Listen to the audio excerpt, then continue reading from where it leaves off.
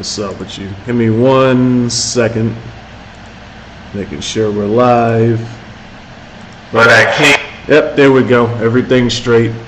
So if anybody, when y'all actually get in here, if y'all are wondering why we're starting an hour early, it's because, shout out to Mr. Noah. He actually had, what's with all the military guys going to Germany, man? Every fucking military guy in my family, they all moved to Germany. What's up with that, man? Oh, I don't live in Germany. I live in Poland. But I went to Berlin just to, I went to Berlin originally to go to a concert, but he canceled the concert. But we just went there to just chill. I just go, we just go around Europe, because I live here now. So, that's why. Fair enough. So, I don't, go ahead. Oh, no, you can finish. It wasn't anything important. Yeah, I moved here, like 6 months ago. I came back to the U.S. for a little bit, and then I just moved here. It's real nice here, so I've been enjoying it. Hey, that's what's up. Are we waiting for everybody to join up, or what? Nah, because this is gonna stay on the channel, so even if people join late, they'll still be able to see the actual debates. So, to give you guys a background on what's going on, this guy Noah, he met me on Pirate 101. You guys, for those of y'all that are still watching, that come from that community, he is one of the 2 people that I directly said, fuck you and fuck your God to, and he's had a grudge against me ever since, You want to know the funny thing about that? Yeah. I don't know if you've seen on my chest, but I'm a Satanist now. Bro, I want to tell a funny story real quick. So this was like 6 or 7 days ago, right? Because I don't know if you've been paying, well, probably not. You say you're not even in that community anymore, which good thing you left, man. Those guys are crazy.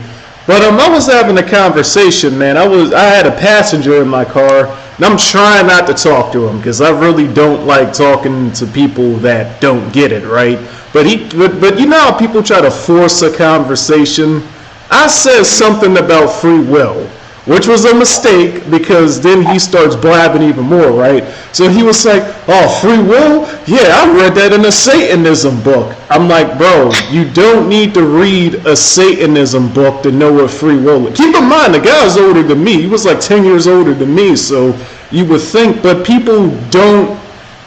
And then another guy tried telling me that we're like robots with pre-programmed AI based off of what star you're born under. I'm like, then you're going to love this. Yeah. He tried to say that I'm passive because I'm a Sagittarius. I'm like, bro, I'm not passive at all. Yeah, I don't know. I ain't going to lie.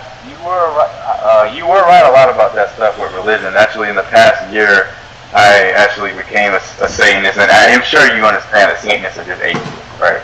But I mean, there's different. I mean, all Satan means is adversary, and that just means opposite. So yeah, technically, opposite of God would be, opposite of theism would be atheism. But there's a lot of agnostic Satanists as well. But that's funny. You of all people, I never thought. So hold on, before we get into the debate, you got me curious now. Why? Why did you go from being the guy that would kill for his God to being the guy who's like the opposite, doing the opposite, the literal opposite of what his God, Well, common sense. It's just like, I kind of came to naturally when you sit around and you kind of think, I was just kind of smoking a blunt, chilling. And then I was just kind of like, this don't make no sense. You know what I'm saying? Like, there was kind of a spot where I was like, well, how does an omnipotent God, right? If he knows everything, then he already knows you're going to hell. If he already knows you're going to hell, then then he already done predetermined it, basically. And then in a nutshell, if if he doesn't know you're going to hell, because Christians will often be like, well, you have free will, blah, blah, blah, blah, blah. But then, you know, they'll turn around and be like, well, you have free will, and this and that. And then I kind of caught on to it and how it was kind of bullshit. Do you know where that is? Huh? You know why that is? I don't know how much of my recent content you've been watching, but in order for a lie to be believable, the core basis of it has to be in truth. And that's why religion always contradicts, because what they've done is they took the truth, the core truth, and they sprinkled a bunch of crap on top of it. So that's why you'll hear Christians say, we have free will, but then you'll hear them contradict and say there is no free will. God determines everything. Because the truth is, as humans, we do have free will, and we do decide our fate, but then the contradiction is that our fate is decided by everybody else. It's like, nah, homeboy, you make your own decisions in life. Yeah. Yeah, that's kind of in a nutshell, and then it's just like, you know, like, there's no sense of worshiping somebody that's already determined you went to hell, and then if you essentially say, well, he doesn't know you're going to hell, well, then you admit he's not all-knowing. And then, essentially, if he knows, he's basically either a sociopath who doesn't care, or he's essentially not all-powerful and doesn't know you're going to hell. Just try to, or the third stance, because you know my saying, the truth is in the middle. What did I tell you and, what's that guy, what's that other fucking guy's name, Trevor Taylor, whatever the fuck his name was? What did I tell you guys in the call that you guys kind of glanced over? My stance, my stance is that because there was at one point a human being that proclaimed to be the creator of all things, the original God. This is why in every religion, again, the truth, and then you sprinkle it with lies. This is why in every religion, God is at some point a human. Islam represents this with Allah, arm, leg, arm, head, to represent God was once a human. Christianity represents it with Jesus, etc., etc. My position is that this person was at one point real and just simply lied to everybody. I think the reason religion contradicts is that God just lies to people. That's what that makes more sense to me, honestly. But what I say to myself is like, atheist is a little bit too strong for me. But the way I look at it is in two ways. If it's a God, it's not the God of the Bible. Or if Satan exists, then I fuck with Satan way more than I fuck with God. That's how I look at it. I mean, why do you think people sin in the first place? Because religion gives you commands that you naturally can't follow. Yeah. I mean, I don't know if you've ever read like this part of the Bible, but there's verses in there that say whatever body part causes you to sin, gouge it off, because it's better to walk through life maimed than to not get into heaven at all. So if you use profanity, cut your mouth off. If you've committed adultery, chop off your private. There's one guy from the Power 101 community. His family considered doing this, and I bluntly told him, dude, that's fucking stupid. You're gonna cut After this, send me that verse, because I didn't know that. Yeah, I got you. I didn't even hear that. I'll send it to you after. I'll send it to you after this debate. But so it's interesting because. So you made a 180 on that, which I think will be healthier for you, acknowledging that you have free will and you don't have to walk through life worrying, oh my God, I'm going to get struck by lightning. Like, that's good. You'll be a lot happier now, trust me. But so that was interesting. But then you came on my comments and you were like angry at me, man. Why did you say that? What did you say? Why did you say the military isn't worth joining and why did you say we deserve to die? And you were like angry at me, man. well, to be honest, I mean, I don't even fucking know. I was kind of bored. I ain't gonna sit up here and lie. But the thing is like when I said that, it's kind of like, I mean, it's pretty obvious that's gonna piss me off. You gotta understand that, right? Like when somebody says some shit like, oh, you know, but maybe that was misconceived as to what you said.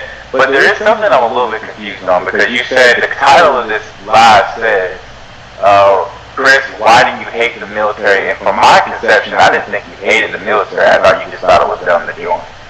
So did I take that the wrong way, or? Nah, I don't. That's kind of the impression I was getting, man. How you worded your comments, you seemed a little angry, man. But this is the thing, right? What was this opening haymaker? That's what I want to hear. I want to hear this opening haymaker, because I got a bunch of Google stuff up. No, because you threw me off with the Satanism shit, so I had to delve into that a little bit. So basically, this is. Let me just open up with what I actually think about the military. Okay? Yeah, cool. Go ahead. And you can correct me if I'm wrong on any of this, but the average person that enlists in the military, they're doing so with no bonuses, no specializations, no college degree. They're kind of joining because they don't really know what they want to do yet. So most people that join, they're going to be like 18, 19, 20, not really have any specialized talents. This is the majority of people. Now look at Noah. Noah's like, why would you do that? I'm just saying, this is what most people do. This is what most people do. I mean, do you want me to, or let me just, do you want me to say what I got to say to that, or do you want to finish what you were going to say? Reply to it afterwards, because this majority is going to be my opening points. So when you join with no specialized abilities or degrees, you're essentially going to be making less than somebody working at McDonald's as you're starting, E1, E2, E3, right?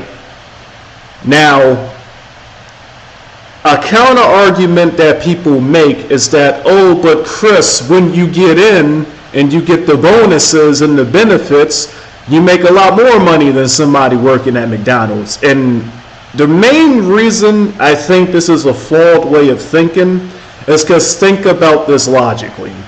Now, if you're lucky and you do your 4 years or you do your double tour or whatever, and you never have to see combat, then congratulations. You're lucky. But if you're not one of those people, when you actually do have to go on the front lines, think logically about what you're doing. You're getting paid, right? Let's say you do get the bonuses and all the extra shit that allows you to make more money than the guy working at McDonald's. You're making that money potentially at the cost of your own life. Why? And Noah, I'm sure you can admit this. The government doesn't give a fuck about you. You're a body on the post. You're risking your life for people that don't care about you just to make the same amount of money that you could make doing something else. I would actually argue it's easier to make good money without putting your life on the line. Okay. But that's my opening argument. Now, from what I remember, this didn't apply to you because you joined and you already had specialized skills. So your enlistment is obviously going to be a bit different than somebody joining with no... Right. And anecdotal evidence doesn't matter. Right, I get that.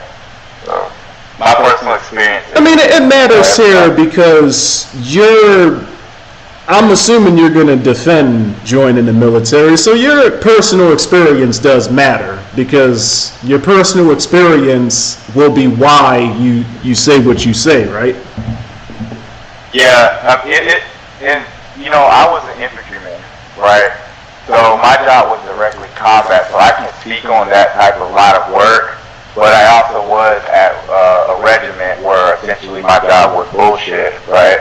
I was in a combat position, and I was also in a non-combatant position. So, and I was trained in 2 MOSs, meaning that I was trained as a line infantryman, so a rifleman and a 8152, which is like a security guard.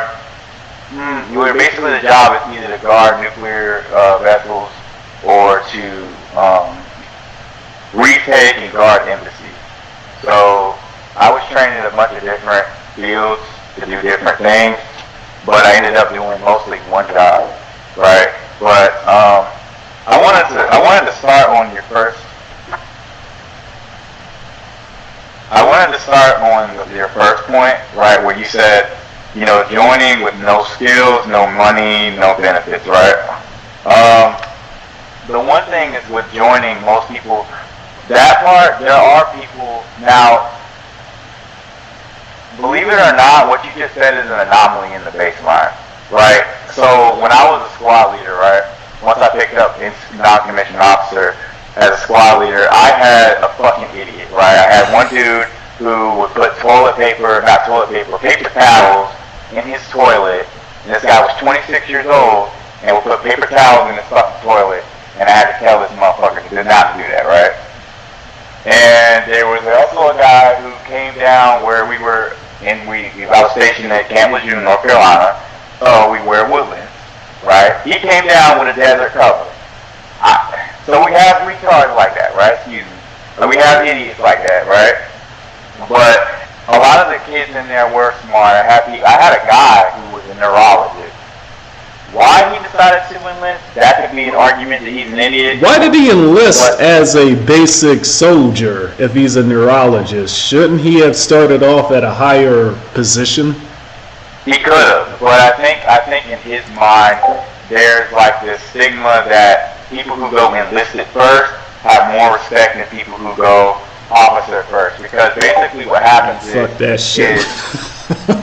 Yeah, what happens is what we call them butter bars, where they have the little gold ring right here. It's a little like a butter. They're an officer. They went to school first, and then they came in, and then they left school. They went right through either the Naval Academy or whatever, and then they came in and they think they know everything, even though they ain't done shit.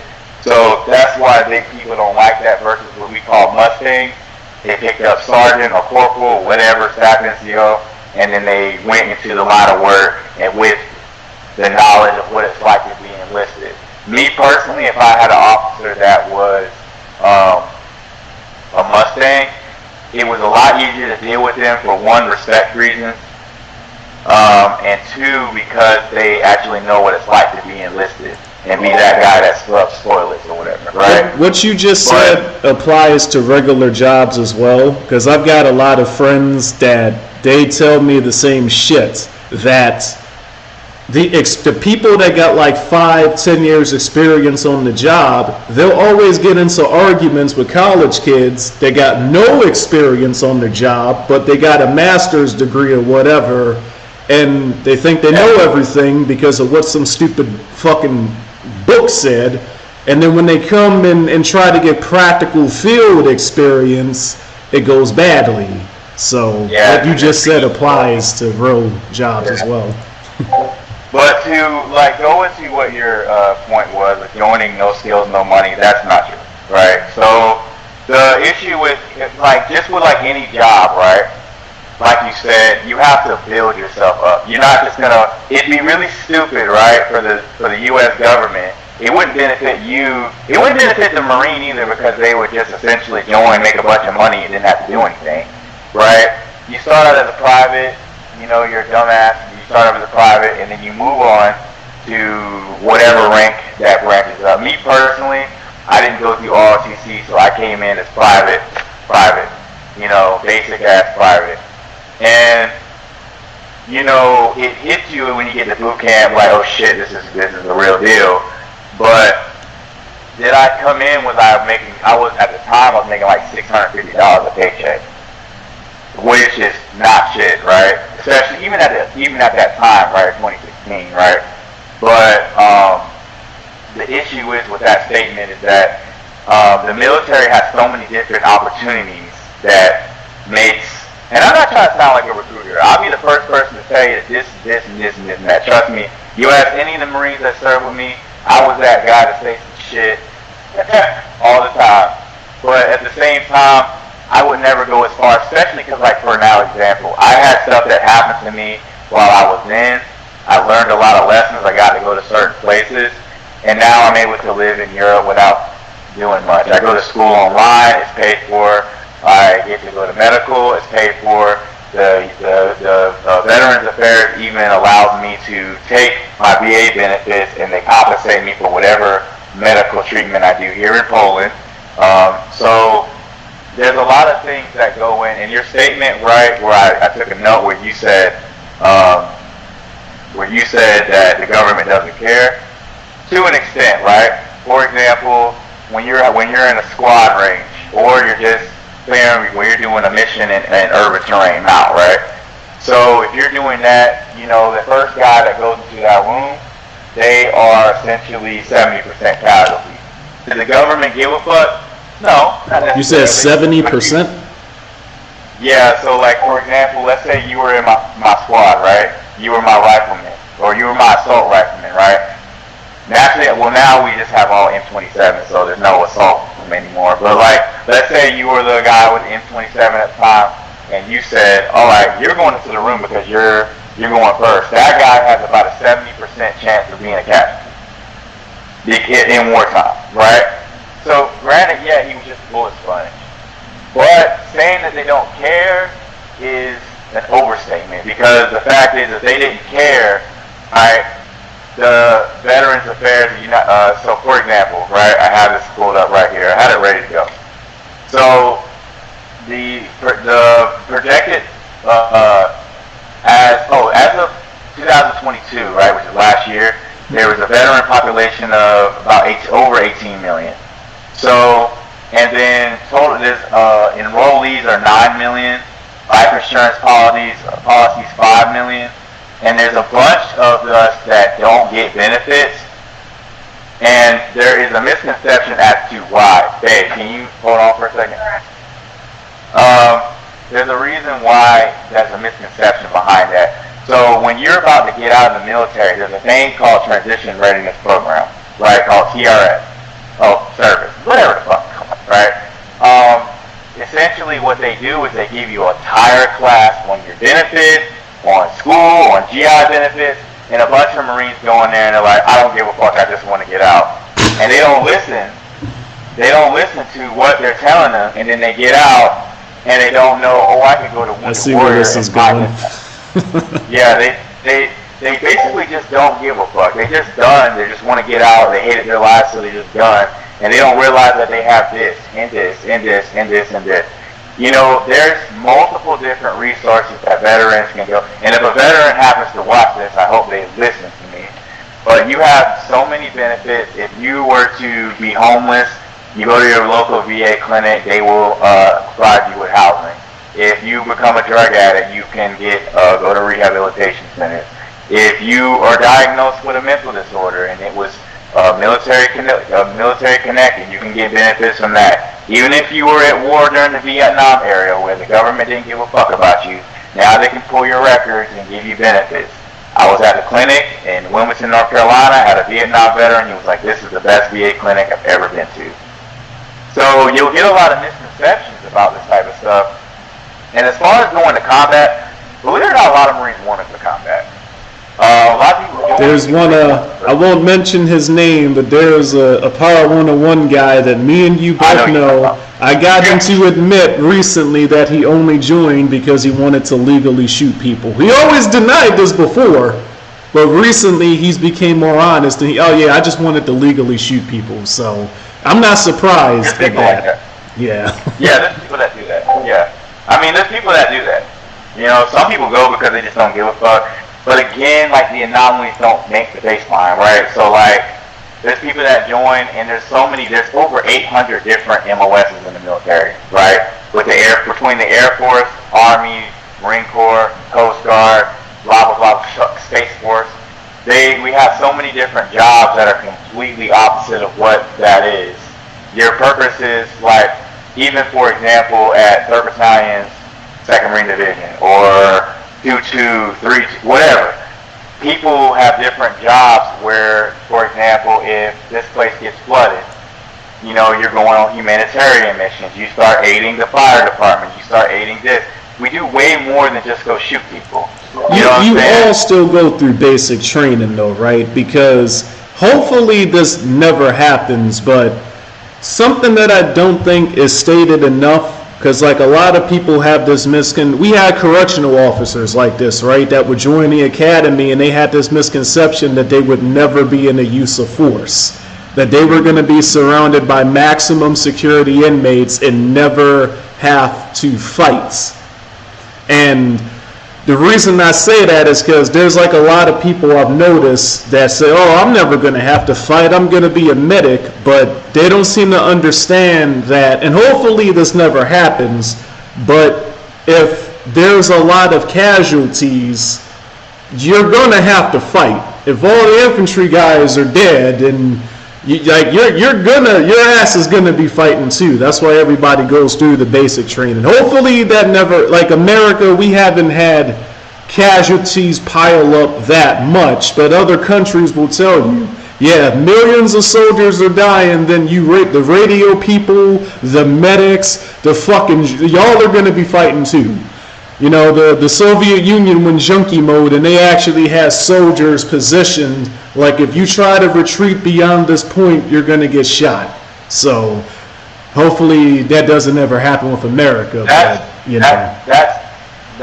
partially true. It depends on the unit. Like, for example, if you're in cybersecurity, they're never pulling you out of cybersecurity. Never. You're never going to put a cybersecurity, a click Marine, or Air Force unit that's doing that. You're never going to pull them out and put them in the live platoon because their job is more important there. You may have an admin clerk who's in the middle of, let's say, people get deployed to Palestine, right? That admin clerk, they may take mortar fire, and they probably going to have to pick up their weapon and start to shoot it. I saw a movie where like the lieutenants, they were in like a war tent and they were like doing the little plans or whatever, and then the guy comes in, right, because they broke through the front line, the guy comes in and throws a grenade, and all the lieutenants are like, boom. So now granted that was just a movie, but yeah, I mean shit like that happens, but the possibilities, I mean, when you sign that contract, you know what you're getting into, right? You're not forced to join. This isn't the draft right now, but you're not forced. You know damn well when you sign that contract and you swear in right in front of the president's little picture. You know what I'm saying? You know what you may or may not have to do, right? So that's the first thing. Unfortunately, there's some people who don't think that, right? They join. But yeah, you saw that all the time in law enforcement. People would sign up for the job and not realize like what they were. And it's funny because I thought about it. I thought about lateraling to the Veterans Affairs Police. The year I resigned, I thought about trying to transfer over to them because the federal and state certifications are similar. I would have just needed to take a couple of extra classes to convert my certification, but I thought about applying to lateral to the Veterans Affairs Police, but then I don't want to be around veterans, man. I'm resigning, man. I'm gonna do something else. So you should have did it, honestly, because the VA clinics give y'all the similar benefits that we get. Yeah, that was the main thing I was but I mean, hopefully this doesn't, I really don't like being around law enforcement anymore, man. Like, I moved to Towson, they're everywhere, right? Towson kind of resembles what Baltimore used to be like, where if one cop shows up to something, 20 of his buddies are there in like 10 seconds. That's how Baltimore used to be before the cops gave up. But now, there was a shooting yesterday, and there was only 2 cops there. I'm like, damn, BPD, y'all really don't care anymore. But nah, man, I don't really want to.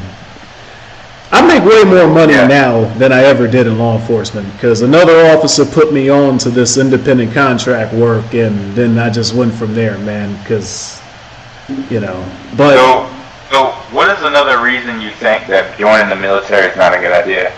Well, from what we're talking about right now, you can make the same amount of money and get similar benefits without having to put your life on the line? Where, I mean, that brings up my next question, because I remember you saying in the Discord chat, where, at least in the United States, can you get a job or something where at 18 years old, within 2 years, if you get some sort of thing, or within 4 years after that, can you get free medical school for yourself, school for your kids? I wanted to ask you about that, what you just said, because that kind of made me curious. You already make good money, so why did you go back to school? Were you just bored? Did you want to make even more money? You know, is there a college professor you got a crush on? You know, like what's the deal with that? No. So there's 3 reasons, right? 1, because I'm interested. 2, because you get paid about, online school, you get paid around $1,000. 1,000, depends on how many credits you have. And then for school, in-person school, you get paid around, depending on the area, ranging from $2,200 to like $2,500 a month.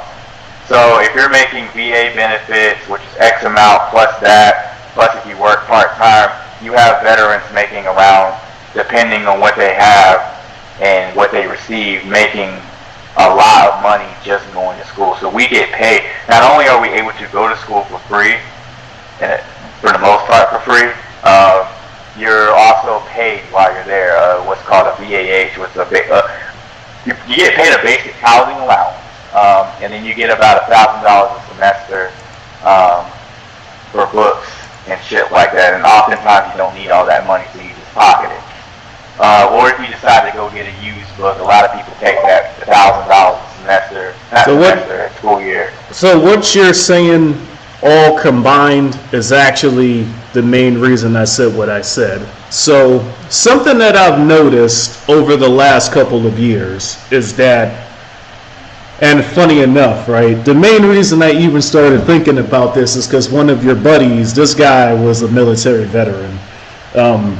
He was also who's my buddy? Well, one of your buddies, man. One of your buddies in Maryland, military veteran. You know what I'm saying? But this guy was also a Freemason as well, and you know those guys are obsessed with money, right? He actually came to work one day bitching that his son lost his Mason ring. But so we were having a conversation, right? Because now he does like life insurance, and he works for a Mutual of Omaha. And he was breaking it down to me because when he did security contracts, essentially what he said was, so let's say, boom, right, we hire y'all to guard a building. We'll pay the security manager $2,000 an hour, and then he'll take that $2,000 and he'll redistribute it among the actual security guards, right? And I'm just sitting there listening to, wait a minute, time out. You said that like the boss gets paid $2,000 an hour, and then he only pays the guards like $13. Hold the fuck up, man. So when he broke that math down to me, I started doing a little bit more research, right? And I'm like, okay, so this is why they do it like that, because a lot of the money, instead of just giving it to you directly, they're giving it to your benefits, your retirement, and all that other shit. So I'm thinking in my head, right, why have somebody else responsible for how I'm going to spend my money when I can just make all that money myself and then distribute it the way I want? You get what I'm saying? Because I was having a conversation with a guy who's about to join, and it's like, okay, the military or the police? The military. Right. He's too young to join law enforcement. But we were having a conversation, and it was like, okay, we're the number one. We spend the most money on the military by far, more than anybody else. But then when you look at the base pay of the soldier, but then it's like, oh, because all that money is going to all the other stuff. So the main reason I word it like that is because Now, there's going to be people that watch this debate. Well, most people. Most people, regardless if they admit it or not, they want somebody else to have that power over them. They want somebody else to decide where their money is going, telling them what to do, etc. Most people want that, even if they don't admit it out loud, which is ironic. Our opening conversation here was about free will, right? But okay, the thing... Well, that's, Go ahead. Go ahead. I'm going to do some math real quick. Go ahead. I'm listening to you. My whole thing is, right, if you're making really good money, right, if you're above the 6-figure tax bracket, you can take your money and you can decide what type of medical, what type of dental, you can decide, all that yourself. And you could probably get a better rate on it as well. I know, because I know the fucking medical the state was giving us after doing the math. You're better off just making more money and getting the shit yourself, Yeah, hold on. I'm doing some math real quick. Okay, cool. You trying to see how much money they're taking from you? Huh? You trying to see how much money they're taking from you? No, actually, I was going to show you how much money we take from the government. I was about to say, you're like, I should be a millionaire by now. So let's say I live, not me, so I'm just going to say, so the average veteran makes around, you could be an alcoholic, because they pay you to become an alcoholic now, from the military because they're service connected. So like, I have a friend that makes about 70% VA, so that is, and that's if he continues to go to his appointments with a spouse, 2 parents, with 1 parent, no spouse. Okay, so let's range it from around $2,000. So he lives till, let's say he lives till, he's had these benefits, he's 23, so he lives till, let's say he lives another 50 years. 1,000 times 50. That's $100,000 he took from the government, right? He did all that time. He didn't even have to go to combat. And he got $100,000 from the government in the course of 50 years. And now he's sitting on his ass going to school, and that doesn't even include plus 4 years of 2,200 plus 2,200 times. He's stole, and I wouldn't say stole it because he earned it. He's around in the course of 4 years, he's made a ton of money off of the government, and that does not even include, like, for example, I injured my shoulder from jiu-jitsu, not from the military. I injured my shoulder from jiu-jitsu. My shoulder completely popped out. This was last July. Came out. I gotta have a conversation with you about that jiu-jitsu shit after this as well. I got a funny story to tell you.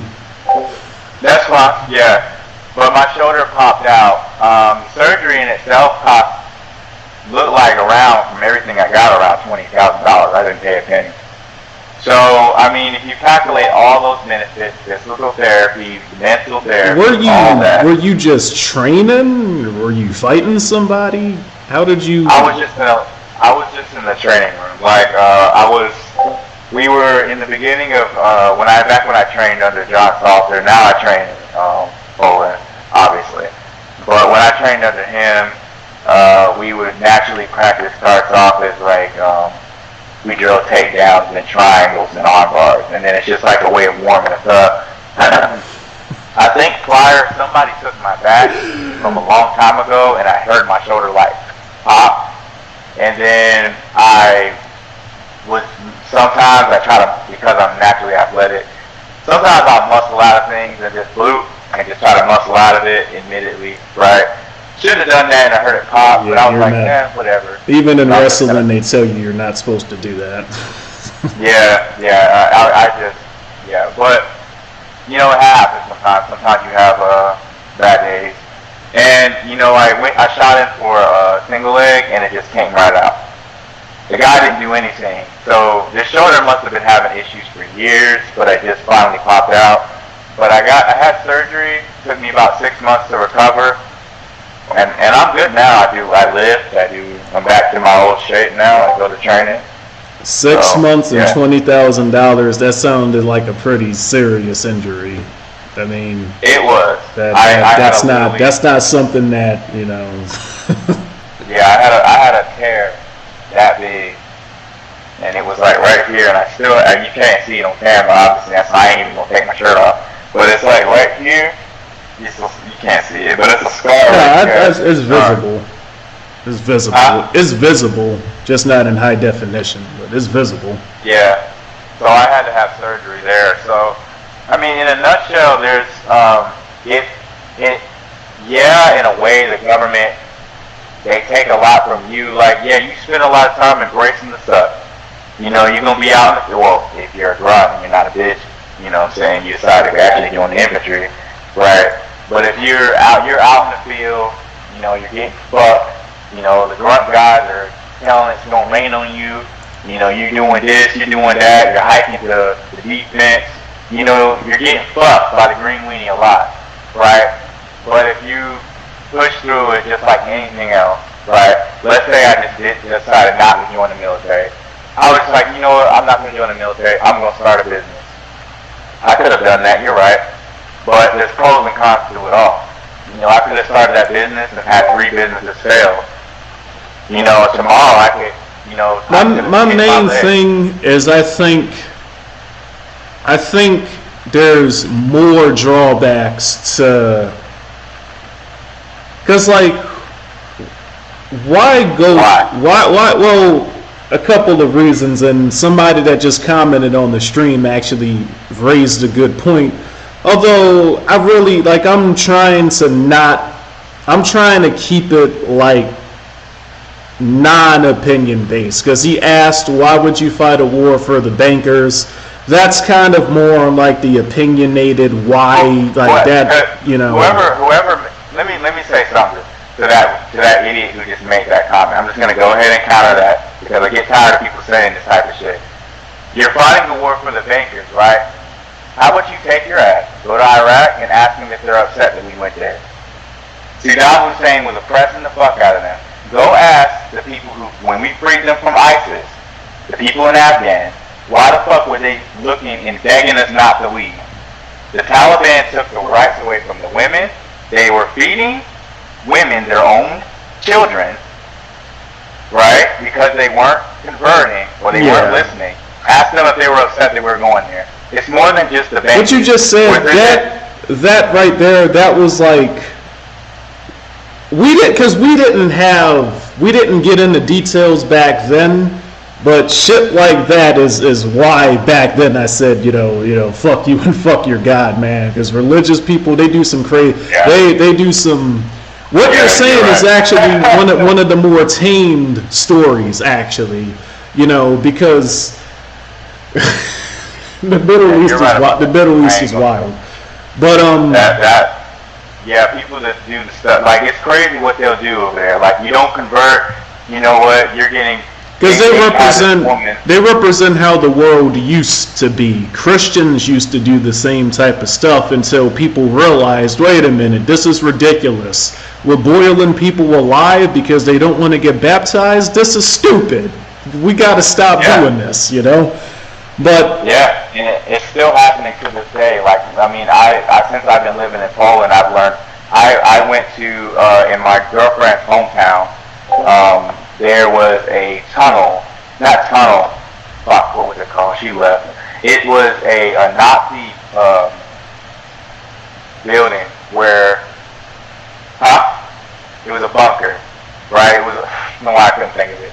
It was a Nazi bunker where they literally had set up, and when the Soviets and the U.S. came in, Hitler and them free, because they were just thinking, oh, we're just going to sit here and chill in Poland in this nice little town with lake, and they got the fuck out.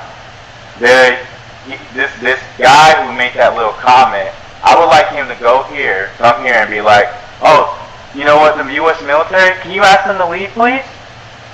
Can the spearhead Well, tell them to leave? I've got to refute. Like- I've got to refute for that because I speak a second language. I speak Japanese, right?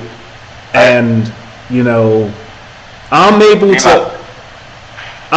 to understand some of the things that people may not understand is being said when they're in the same room, right? So Yeah. you gave an example of a country that's grateful for, as that guy would put it, Uncle Sam coming to save them, right? But there's other countries in the world where there's deep resentments because a lot of people believe that the military, the U.S. military, kept their countries from being unified or got in the way of defeating their enemies. The Japanese in particular, they'll never say this in English, but I'm able to hear and understand the conversations that a lot of them have when they talk about Americans and American soldiers. It's when you're learning the kanji in particular, there's a lot of creative ways they write a deep derogatory slangs for specific. And I think never mind, he's back to normal. So some countries are grateful for This that. guy's ignorant. What am I ignorant to? I want to read this guy's comment. What am I ignorant to? I'm curious. Say what I'm ignorant to. We're not going to do that. You're speaking from your experience. No. You were stationed at a country that was grateful for you. So you can't really call Noah ignorant when he was there, right? Ignorance means you lack knowledge of something.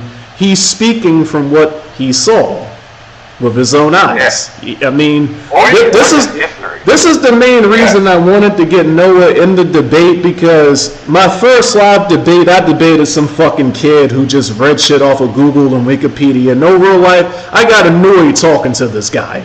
He had no real life experience at all and was just repeating shit he read. But Noah was actually there. So what he's saying is not incorrect. There are some countries that are grateful, but then there's a lot of other countries that, do resent the American government and military for being there, and they would love for them to leave. So I just wanted to throw that in there, Okay, the Banker Wars, right? So Mr. whatever the fuck your name is, pick Russia, China, or the U.S. Just type it. Pick Russia, China, or the United States. China is building islands in the Pacific right now. Yeah, China. Right outside of Taiwan. China's doing all kinds of stuff. You know what they're doing in Maryland? You saw what Russia just did, right? Is that for the banker too? Dude, Maryland has been taken over by the Chinese and Korean gangs, man. I didn't realize how bad it was getting until there was a Chinese chick that I had to think, and I made a mistake, right?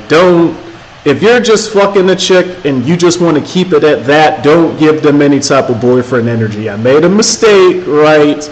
We went to the casino together on some date shit, and then she started thinking I'm her boyfriend, right? But besides that, man, let me tell you, man, I went to the fucking casino. I've never seen so many Chinese people. You ever seen Futurama? You know how that Chinese family owned all the fucking casinos? Dude, it was like that, bro. I've never seen so many Chinese. There was thousands of them, man. I didn't see any fucking Americans. I saw nothing but Chinese people. And I could tell they were from China because they were all speaking Chinese. The chick I was with, she walked up to the front desk, started speaking that Chinese shit, and then she's like, look, baby, look how much money I made. I'm like, I don't know what the fuck just happened, but this is weird. So the Chinese, they're not just doing conventional warfare, man. They're sending their people over literally, man. You're in Europe, so you're not seeing it right now, but they're sending their people over, man, and they taking over. It's kind of crazy. Ukrainians. Ukrainians came flooding into Poland, and it's happening all over the place, right? But this guy, he keeps bringing up banks, and I don't know what kind of shit, where he's been shitting his pants, right? But it's the banks don't have shit to do with everything. Like, for example, with China, it's a popular conspiracy theory. There's people out there that think that the bankers are like the people that. But when you actually sit down and do the math, the bankers ain't making no fucking money. I mean, when you do the like, bro, like. Thank you. Let me just use me as an example. My last loan, right? My last loan was a car loan that I took out in 2021, which I'm about to take care of that because I'm getting a new car in February. But that car loan was $27,000 plus the $5,000 I had in negative equity from the other car I was trading in. So altogether, that was a $32,000 car loan, right? The interest on that, I think for every $1,000 that they lent me, they were making like $100 off that.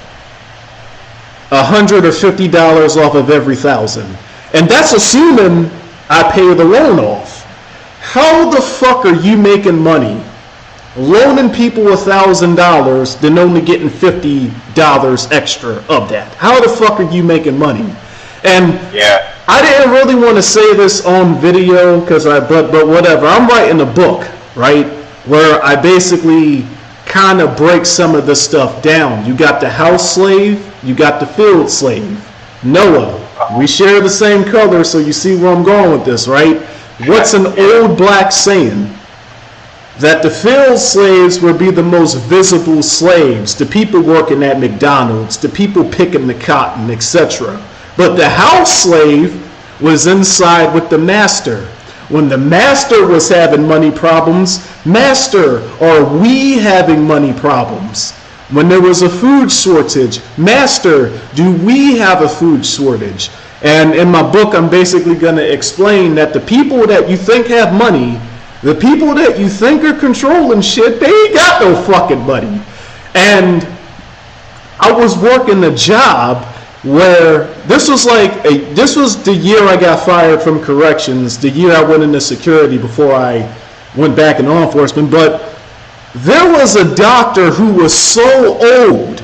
This dude was like 80 years old, man. He was so old that he couldn't even push the button to the elevator, dude. He's trying to push the button and he's missing the button. He's like hitting everything but the button. So I'm just like, damn, I think somebody needs help. So the building guy comes over and he starts screaming at the guy, right? Hey, excuse me, buddy. Do you need some type of help? You trying to get to the basement? And I'm just like, damn, you're a dickhead. So I'm like, what? Because that particular building did insurance for doctors. So I asked him, like, what's going on? He's not operating on anybody. Oh, this question, why? He should be retired, because back then I thought doctors had money, right? I'm like, he should be retired. And Dan was like, well, actually, and then he broke down the math for me. $650,000 is considered a cheap premium for doctors. That's considered cheap insurance.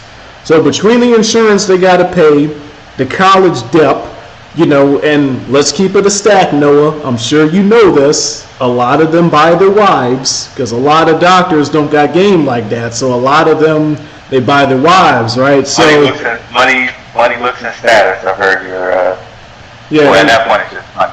Them fucking red pill. I got a playlist on my channel called the Anti-Red Pill. But now I ain't gonna bash those guys in this debate. These guys are the house slaves, is what I'm trying to say. We think they're at the top, we think they got all this money, but they're actually bigger slaves than the field slaves, but they're inside the master's house. They look like they're getting money, but they're not. So this guy talking about the bankers, man. Oh wow, he's typing a lot of comments now. But he's kind of shitting his pants right now because he's not really making much sense. I mean, where, like, for example, in China, the mandate of heaven, right? But what was the reason? Did they start that war? I mean, soldiers in general have fought wars for other people in general. It's just now in history, the Roman Empire, they did it. In the Roman Empire, you would get about like acres of land, pay. The Romans, they would leave for 20 years. If they did 20 years and survived in the Roman military, they would get these benefits. This is where the U.S. gets their inspiration for. Yeah, the U.S. is basically the modern Roman Empire. And kind of like how the Roman Empire lost control of their soldiers, the American government lost control of their police. So, but that's a different video for a different day. Yeah, I mean, that's something I agree with. But the wars have been started over all types of reasons. That doesn't eliminate our purpose. Just because you have an opinion about, they did this with the money. This is about money. I mean, and that's what I'm gonna highlight in my book, because a lot of people think that everything is about money. You see these money conspiracy, people don't seem to realize the military costs money. Listen to what this guy's been breaking down. The military costs money. And he's only talking about soldier pay and soldier benefits. He's not talking about how much it costs to make the fucking weapons. He's not talking about how much it costs to train the soldiers to use the weapons. You use a lot of ammunition in training. You know what I'm saying? And that's just $50,000 per soldier. Yeah, and that's just talking about the footmen. That's not talking about the guys that are in the air, the guys that are in space, the guys testing the nuclear weapons. Bro, the military costs money. So how the fuck are and what's this guy's name? Because he probably thinks I'm insulting him. I'm not. Mr. B, I'm not saying this to insult you but you really gotta just do the math, man. How do the bankers make money when wars in the military cost trillions of dollars? Yeah. Who's making money, you know? And this is why I said, and I wish this video, my most important videos are the ones that get the least amount of views. But I made a video where I said the stated reason is almost always different from the real reason. That's you're told that the conspiracy theorists, again, they think everything revolves around money, but that's the stated reason. The real reason is completely different. Law enforcement, right? There's a conspiracy theory that state troopers only write tickets because they're generating ticket revenue. Police cost money. They only get revenue if you pay the fucking ticket, but if you don't pay the ticket, you fight it in court, now they're losing money. Military, law enforcement, all this shit costs money. So I'm this guy I'm just gonna ignore because Dunning-Kruger effect is leaking out of this comment right here. So I'm just gonna ignore him. I see why he's saying, because I hear these kinds of conspiracy. I debated a conspiracy theorist previously, but getting back to the so here's what I'm trying to say. While we're talking about money, I wanted to refute something you said. So right, because you asked me to name the negatives, because I said that I think there's more negatives to doing it through the military than just making the same amount of money doing your own thing, you know. And I'm trying not, because I'm not gonna sell this book.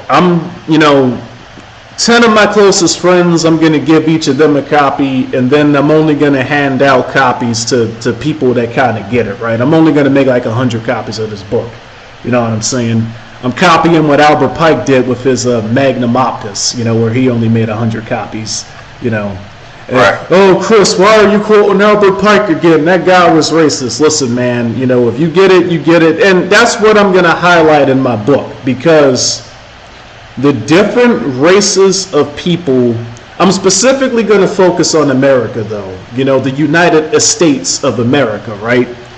The different races of people are groomed for specific purposes. Noah, you already know, man, what are blacks groomed for? We're groomed to be the fighters. We're groomed to be the entertainers, the rappers, the actors, the comedians, the MMO fighters, the football. You already know, Noah. You already know, man, because we got these, man. Noah was making fun of me saying I ain't got no money. Look at the genetics, man. Look at them. They are, though. I stopped working, but I'm getting back, though.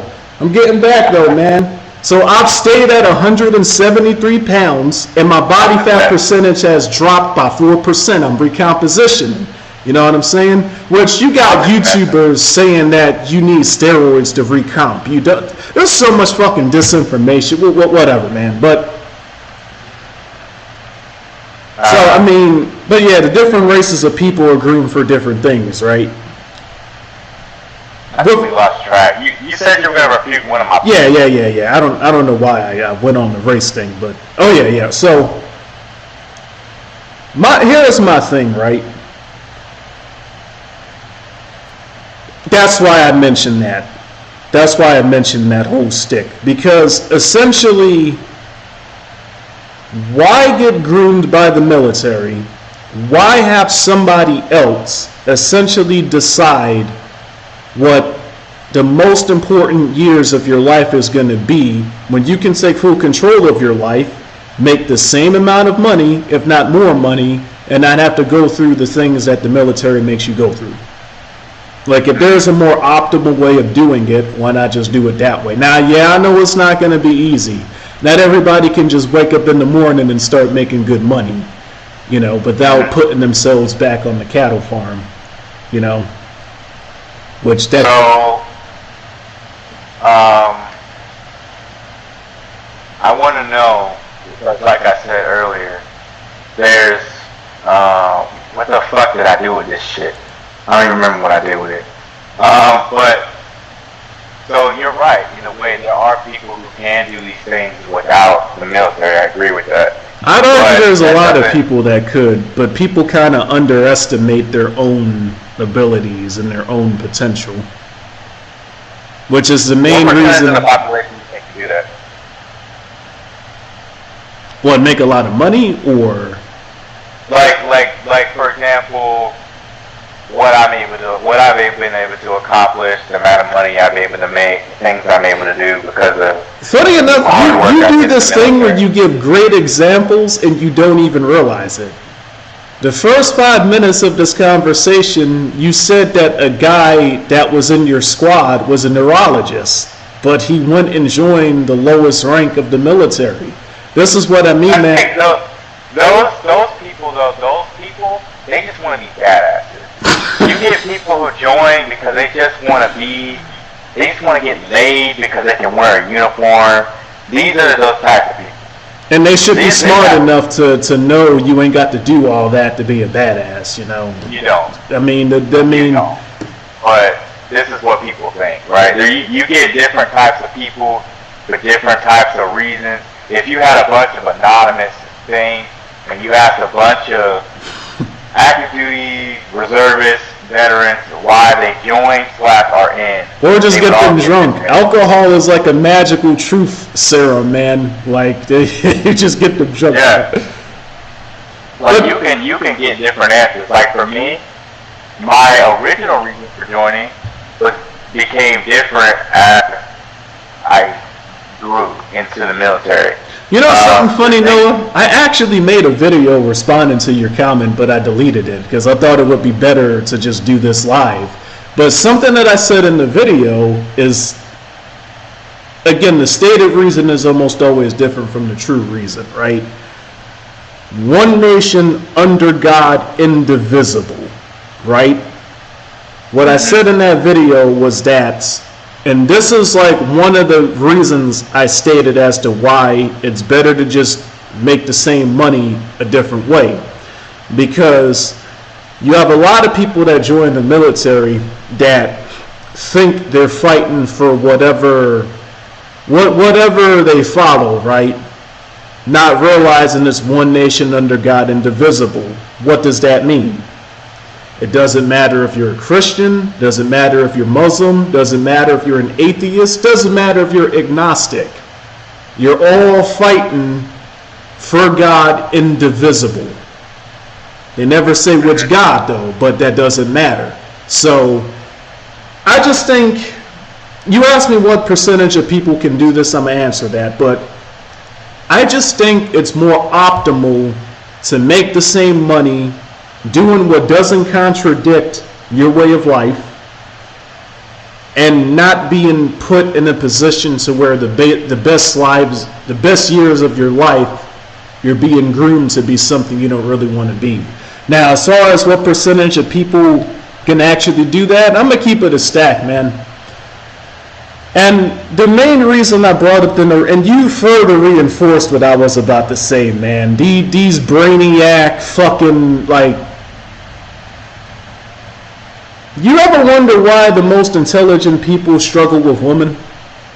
You ever wonder why, man? Because women, you got to do the opposite of be logical when it comes to women. You got to just feel and go with the flow and be able to read the room. These neurologist brainiac people, they want a step-by-step logical thought process that will get them the most chicks. And it's like, brah, that's not how women operate. So when you said he did that to get laid, it makes perfect sense because that's pretty consistent with what a lot of brainiacs do. You know what I'm saying? Yeah, like they're weird. But B commented, the God of this world. He's referring to 2 Corinthians 4:4. I just want to say that. Oh yeah, he's referring to Dagoth, which is defined as the God of all. You know, some conspiracy theorists think that that's what one nation under God indivisible means. That they're talking about the Dagoth. They may or may not be.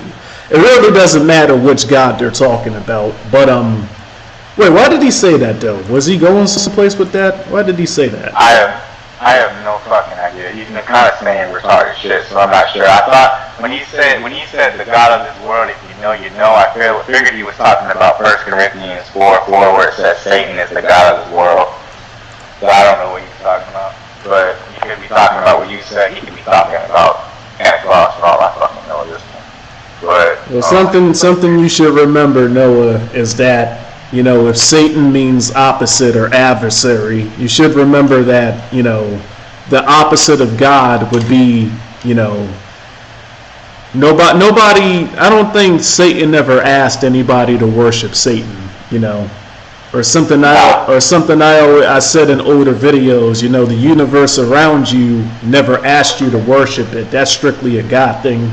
And people got confused when I said that because a lot of people think that God and the universe are one and the same, but he did make one good point in all of the things he said though. They create the flow and direction of money. You need money to fight wars, which is what we were just talking about. People create money. That's not hard to understand, man. This is what I mean, man. They take the truth, they take the core truth and they sprinkle it with bullshit. That's what conspiracy theories do. They take the truth and then make it into a theory. So he's right when he says that money is created for a specific purpose. He just doesn't know what that purpose is, you know. I need to stop referencing the book I'm going to write because I really don't want people to know about this book. But again, right? Make some money off. Nah, man, because I don't want. It's not a book most people need to read. The book is going to assume you have a mastery understanding of natural law. It's going to assume you've already reached a certain level. It's not really going to be breaking down basic shit, but essentially they want to keep the cattle on the farm fighting over shit, fighting over money, fighting over ideologies, fighting over, in the police academy, right? They told us that, and yes, they said this out loud, that the people we protect, they're the sheep, and we're the sheepdogs. That's what they said in the academy, right? And keep in mind, every male instructor in my academy was a Freemason. So it's pretty consistent with what they believe, right? And think about what I just said. If you're a sheepdog, you're still in the cattle pen with the sheep. So they got everybody, they got the house slaves and the field slaves in this cattle pen, but the people that actually run the shit, they're outside of the cattle pen playing spades. I got banned in the Discord for saying that. Because there was a guy. What Discord you get, man, from everything? No, but this specific guy, I knew he was controlled opposition, but I just, you know me, man, I just needed to prove it. And the second I started talking about the cattle farm, I got banned. So, he didn't ban me when I insulted him. That was perfectly fine. But the second I started talking about the cattle farm and how the people that really run shit, they're outside of the cattle farm playing spades, that got me banned. You be the judge. But yeah, I'm spending too much time talking about that troll in the chat. Well, he's not a troll. He really believes what he's saying. And he made one good point. But back to what we were talking about. I think that if people realize exactly what they could do, I think more people than you would think could make it this far. The problem is, like what we were talking about Mr. Brainiac, right? How he joined the military just to get laid. A lot of people underestimate, I even underestimated, my own abilities, man, because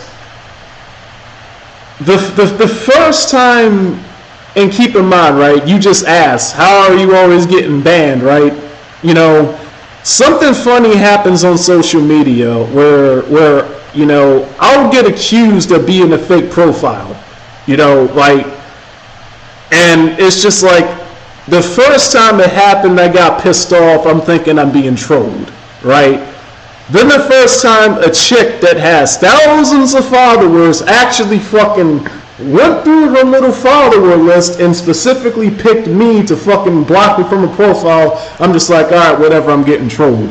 But then when people consistently say I'm a fake profile, I'm just like, damn. Thanks for the compliment, right? So, a lot of people, this is why I laugh when people listen, man, the women love it, man. They love it to the point where they think I'm a fake profile, man. Doesn't matter if it's Tinder, doesn't matter if it's Instagram, whatever.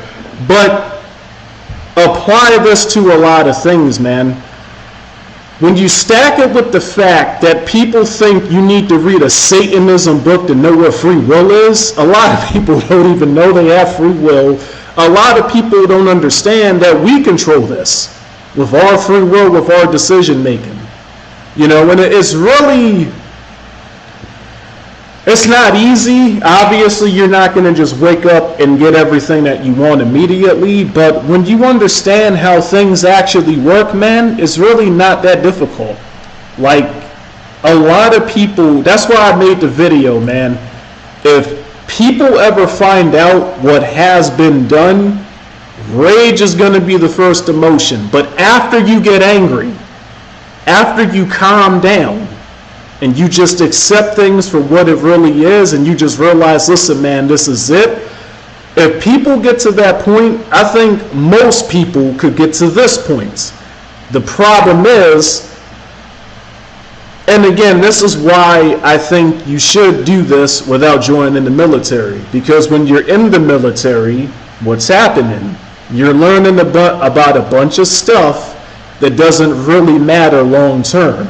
You're learning how to stay in the cattle farm. The military doesn't teach you how to escape the cattle farm. It teaches you how to stay in the cattle farm. Yeah, stay loyal to the government. We'll give you benefits. If you get injured, we'll pay for your medical. If you go to school, we'll give you money to go to school. They're keeping you in the cattle farm, but they're never giving you the sauce as to how to escape the cattle farm. And before anybody in the chat asked, no. My book is not going to cover how to escape the cattle farm. The book is going to assume you already know the steps on how to do that yourself. That the book is just going to more or less cover the breakdown of the actual farm. So the military doesn't teach you to be still in the cattle farm. No one doesn't like my terminology. He said cattle farm with disgust. Sorry, Anyway, I in the past 2 days getting here from Berlin. It was hell. Anyway, believe it, man. So as an infantryman, if you're a sheep, you're gonna die. I'm gonna be honest with you. The individuality is very important being an infantryman, for sure. because you need to follow orders. Yeah, you do. But the difference in the military is that if you don't follow orders, right, you can get yelled at, but you're not gonna get fired. If I'm working at McDee's and I decide I don't want to flip no more burgers today, I'm gonna get fired. So you can But see, do both. what you just said, right? I think you kind of missed it, right? The whole reason the first chapters or so is going to be breaking down the house slave and the field slave, because essentially what you just explained is just varying levels of cattle. Yes, if you're an ant, you're going to get stepped on, but if you ascend to cow, then we may milk you for a couple of years to get your beef. You know what I'm saying? And why did I use cow as an example? There's a stereotype that there's a conspiracy theory that the government is using steroids to train super soldiers, and how do you get more beef out of a cow? So, you know I gotta troll the conspiracy theorists, man. You know I got to. But, I guess I was one of those people, I guess. Like, the thing is like, I get your point, right? I get your point where you're saying that they're kind of keeping you in that, and I get your point as well. Not that I'm not getting into it. Like, I get your point where no, you're an intelligent guy, Noah. I sense that at some point in your life you also want to escape the cattle farm, because I can tell you kind of realize something is off.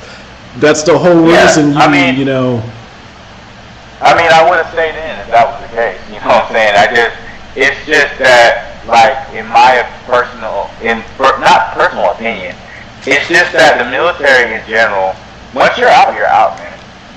Like, the government, shit, especially with, and I'm not going to say what I got, because that's stupid to say online, but with what, benefits that, you have, I don't got to go back and listen to nobody. Nobody tells me what to do. I don't even have to be in the country.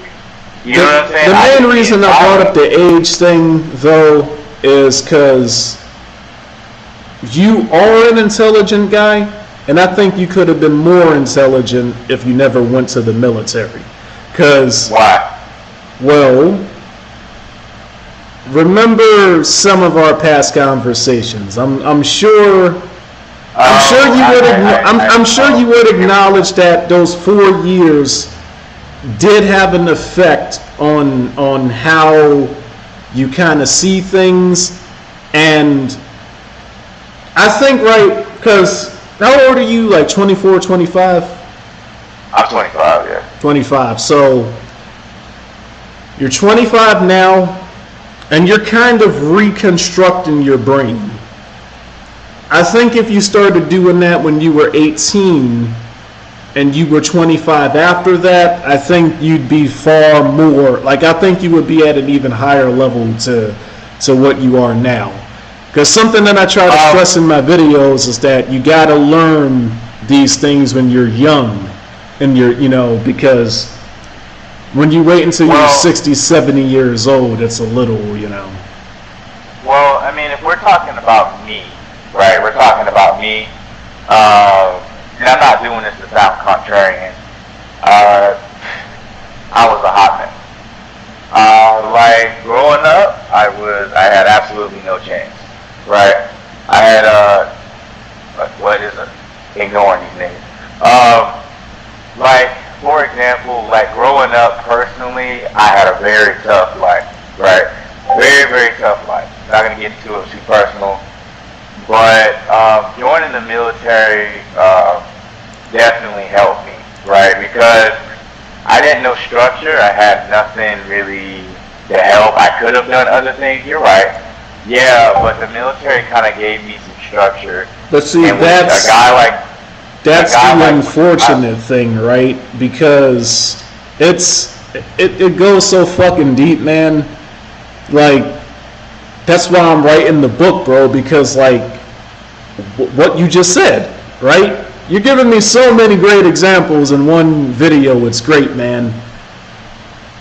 Because by the time in the cattle farm, by the time you're 18, yeah, you're technically supposed to be an adult by law, right? Technically, you're a legal adult. You don't know shit at 18. Let's just keep it a stack, man.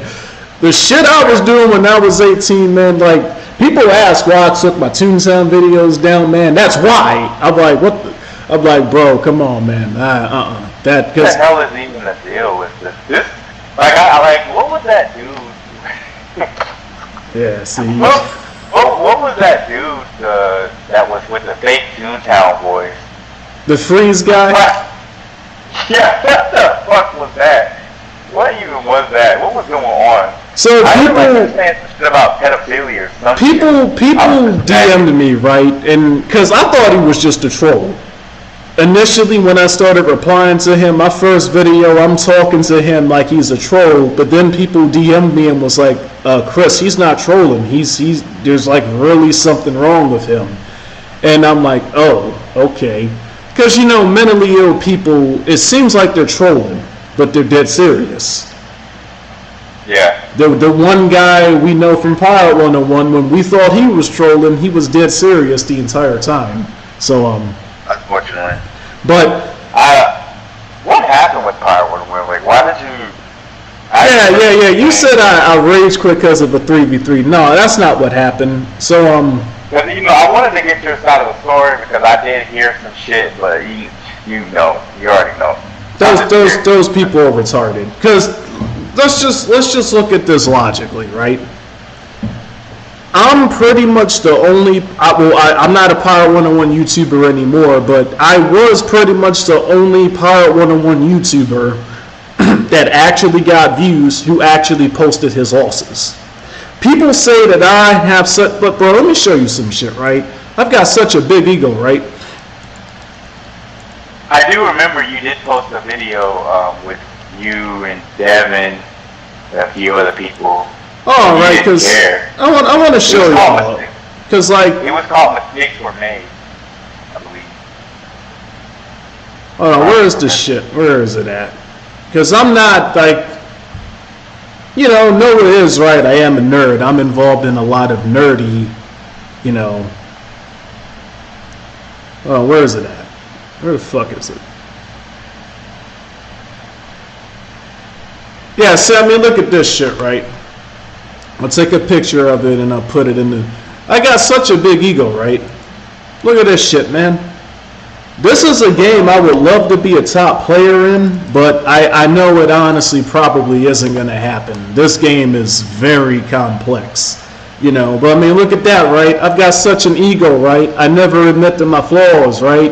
Look what I say for that community. I'll let one of the top players answer that question because I don't know. You feel me? And yes, I did reference Pirate 101 in that comment where the top 1v1ers were at the top. But here's what happened with that, right?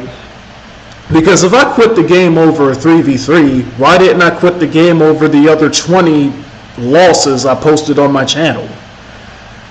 Essentially, what happened is last year I pretty much made a decision.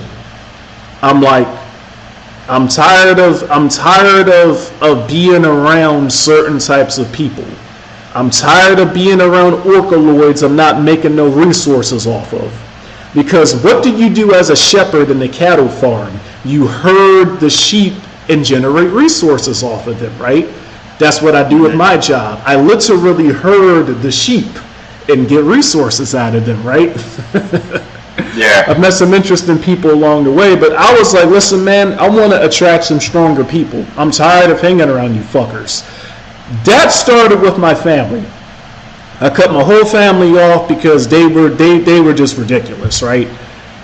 You know, my mom kind of sort of realized I had a dream about my mom. That's the only reason I even took her gift. You know what I'm saying? I had a dream, and that dream's been coming true. But my mom kind of sort of realized her mistake. My brother, to my surprise, he called me on the phone and apologized, man. I'm just going to say, Noah, man, you've said in the past that I just act this way on the internet. Listen, man, my brother did 10 in the penal system, right? Maximum security, man. He got out of prison. He still kind of thought I was the same little kid. Listen, man, it was going to go down. I had a whole fucking plan for this guy, bruh. He called me on the phone and apologized. I was surprised because I thought he was a narcissist. I'm like, wait, you're admitting you did something wrong? Bro, that's not, oh, let me finish. I'm like, okay, that's not how I expected this to go. We're cool now. That's the only reason I'm telling this story on video. So nothing's going to happen, you know, but listen, man, it was going to go down, man. I had a whole plan, man. And, you know, as an Uber driver, you know what I'm saying? I know this whole state like the back of my hand now. I know where the cops don't patrol. I know where there's no cameras. I know where, like, that's all I'm going to say, right? But after that, I realized I have to take my own advice.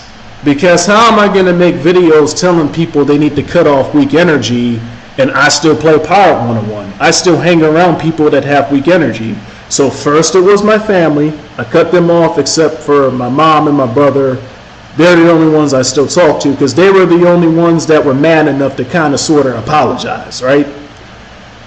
I took down all my Toontown videos and then I took down all my Pirate 101 videos because I had to take my own advice and cut off all the weak energy.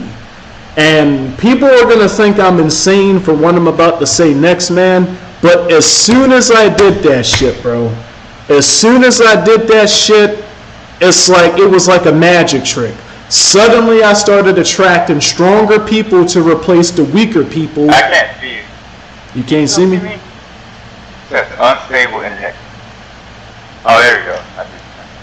But as soon as I started doing that, man, I started attracting more successful people into my life. I started attracting stronger people, more intelligent people. I even started attracting women that, like, the chicks that I dated before and the chicks that I'm getting now, there's a noticeable difference. I'm not talking look-wise. Look-wise, they're all still 9 out of 10s, 10 out of 10s. But this is the mistake that a lot of men make, man. And this, I kind of feel bad for them because I just turned a chick down that was smoking fucking hot. That was like a 9 out of 10 because she wanted a relationship. And I bluntly told her, we can continue doing what we're doing, but I would never date you. I just told her straight like that. And she got angry. She brought her boyfriend into the group. And I'm just like, I feel bad for this guy. Because this is the thing with women. At some point, they will introduce you to the guy they're cheating on you with.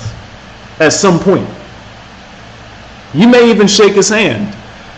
And I was tempted, man. I was tempted to say something, but I'm just like, I don't do drama, and I left the group. He can figure it out on his own, but like the actual, like internal, like I've attracted so many better people in my life after cutting off all those other people. So it wasn't over a 3v3. And Noah, man, you saw it, man. When you were actively playing the game, how many... This is why I understand why you thought I was fabricating everything, because that's what most people... that's what most people from that community do. That Taylor Morgan guy, Stolen Valor. He pretended like he was in the Navy. Yeah. That I don't have 100% concrete proof, but I think that Eric West guy, I think he was also Stolen Valor. So I see why you thought I was fabricating everything, because that's what that community does. They just lie and make shit up. But no, man, I actually did run track. I actually was the captain my senior year. I ran, and you can tell your brother, I ran the 1600, the 1500, the 3000, the 32, and if somebody didn't show up for the relay, I also ran the 4x8. So, which I hate running the 800. Whoever made that race needs to be kicked down the stairs. And ask your brother why. He'll know why I'm saying that. Yeah. The 800 is a very evil race, but I digress. Yeah. I mean, yeah, my brother. Texovia. Damn, I see you. She got an accent and everything. That's what's up. I see you. Let's go. She got blonde hair too? She. Solo Beach. Motiva maska. Comments by you. Onya Sevilla. Onya Sevilla. Okay. Well done. I mean, yeah, dude, because you gotta admit to your flaws in order to progress. And like I'm telling Noah here, I acknowledge the major flaw. How am I gonna tell people to cut off weak energy if I can't cut off weak energy? So yeah, and it wasn't just the videos too, Noah. I deleted my accounts. I didn't just delete my pirates. I didn't just do that, man, because some people be bluffing, oh yeah, I'm quitting Pirate 101, and then they delete the character, then they get the character back. No, I deleted my whole fucking accounts. Yeah, I saw that. Yeah, and you did the videos, and I was like, oh my god. Bro, cause Noah, man, you know what I'm talking about. The people from that community, did any of them, besides one or two people, did any of them have lives? Did any of them accomplish any? But that's the thing, they didn't even accomplish anything in the video game. They sucked at the video game, and then the rest of but see, something that you consistently notice across all video games. The top players are all players that have lives. Because it's a consistent mentality. If you can't even win in real life, how the fuck are you going to win in a fictional game? It doesn't happen. Yeah, it's you either have it or you don't. It's a mentality. You're either going to win or you're not. And that's consistent with everything you do, with your job, with your finances, with the games you play, with the woman that you attract. But did you like challenge them to like a 3v3 for like a grand? That's best out of 3 or some shit? No, it was supposed to be best out of 10, right? Oh. I don't know if he's going to admit the truth now that we're cool. Probably not, but I don't really care. But we did a best out of 10 1v1 before that I won. However, he lied to everybody and said that I lost that, and then only posted specific. He never posted any of his losses until Rio started posting the losses. He was walking around saying that he's undefeated in 3v3 when Rio just posted a video of us beating him in 3v3. Then when he saw Rio on the game, he's like, XD, LOL, nice videos. Yeah, fucker, because we got proof that you were lying. See, because if you remember, I stopped recording videos for a while. So these people figured they would take advantage of that and start saying a bunch of lies while I stopped recording videos.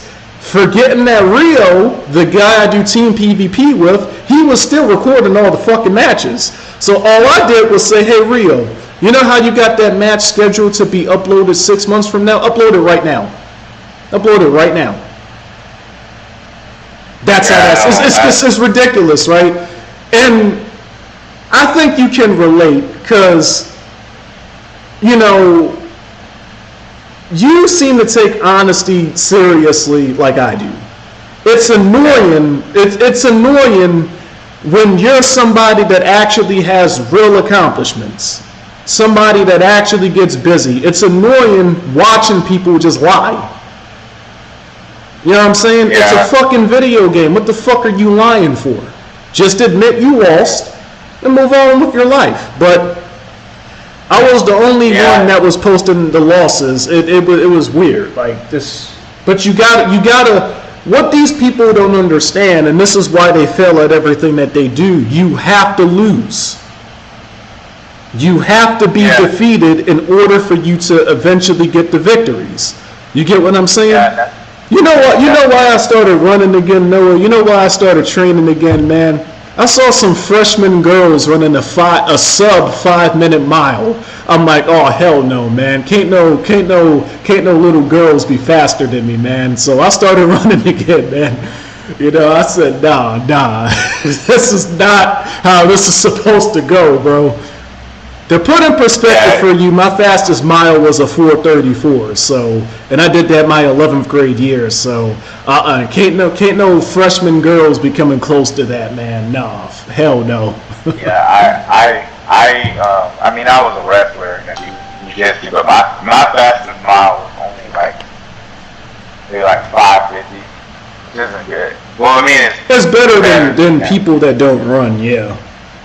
It's funny because I also did wrestling. The whole reason I started running track was to stay in shape for wrestling. But and again, you got to admit to your flaws. I didn't become a good wrestler until after high school. In high school, because I was confused, man. I didn't sign up to score fucking points. I signed up to learn how to slam people. I don't give a fuck about a tech fall or you know what I'm saying. That whole point scoring shit, man. I didn't, but whatever. I didn't know there was a thing called MMA that you fight without the points being scored. But whatever, live and learn. In MMA, you do fight. They do. In MMA, we do have a scoring system. Yeah, if nobody gets knocked out, right? Because somebody's got to win, right? Oh, yeah. If somebody gets KO, but it's the same thing in wrestling. If you pin somebody, then you submit somebody. I'm not proud to admit this, but let me tell you what I would do, right? So 9th and 10th grade year, the years I wrestled, right? I would learn, the tournament way of doing the moves, and then I would come back home and I would beat up the other kids with my wrestling moves to see what worked on the streets and what only worked. This one guy, Turtle, man, this dude kept failing. He was like a stocky little 15. We were the same age, but he was still in the 8th grade because he kept failing, right? So we're going at it, right? You know when somebody slams you or tries to slam you, a cheat code is you just grab their foot and then when they lift you up, you land on top of them. Bro, he tried to slam me. I lift his foot up. All you heard was all the fucking air got knocked out of his stomach. He's like, what? You learn any judo, bro. He immediately, I'm done. Because if that ever happens to you, because he was heavier than me, so when I landed on his stomach, oh man.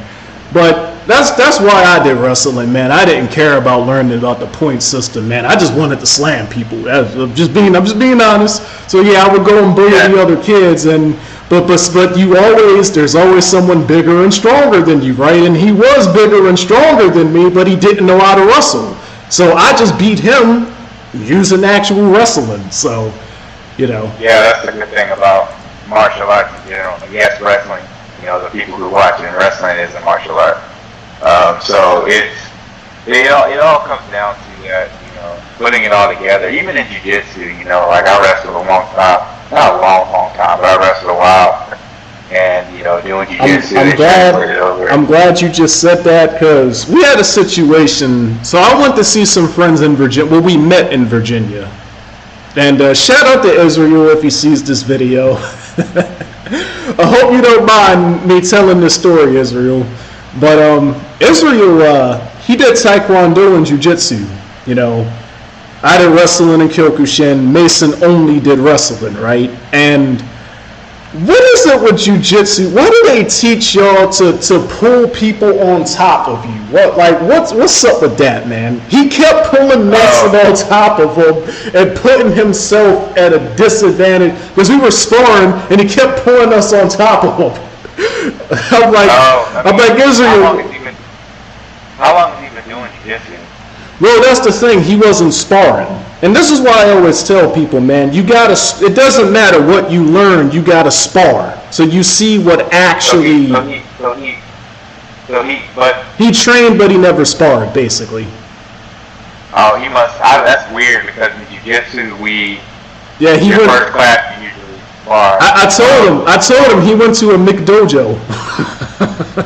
Oh, you would, like, for example, I trained under John for 2019-ish, 2018-19.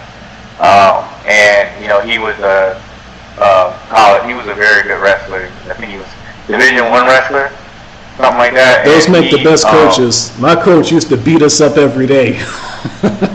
Yeah. Shout out to Coach Chris. And he was like very big on wrestling, and but I trained at other schools, and especially schools that only train gi. Like I don't train gi at all. That's why I haven't got belted up much. But I usually train mostly no gi. But in Kyokushin, I think I wore my gi one time because I didn't like it. Yeah, the gi's pretty pointless. But if he was pulling guard a lot, like for example, like I don't know what your skill level is, but if I pulled guard, I'd most likely submit most people. But that's because I know how to use the guard, and I also know how to use tactical stand-ups. I know how to do heel hooks. I know how to do. And this is what I wanted to ask, man. Don't you think that in a real like fight situation, don't you think it's not a good idea to be on the ground at all, though? Like jiu-jitsu seems to like teaching people they got to be on the ground, which. Depends on the mentality, right? So, the way I look at it is, because I've had my fair share of crazy shit on the streets. Unfortunately. But, like with jiu-jitsu, the way I've always looked at it is very situational. Like, for example, if even though I'm a very muscular guy, if I got to a fight with, I don't know, Dwayne "The Rock" Johnson, right? He's probably going to, even though I'm a good wrestler, let's say he shoved me to the ground. He could run and try to get on top of me. Well, that's when full guard, half guard, X guard, single leg X, lap, reverse.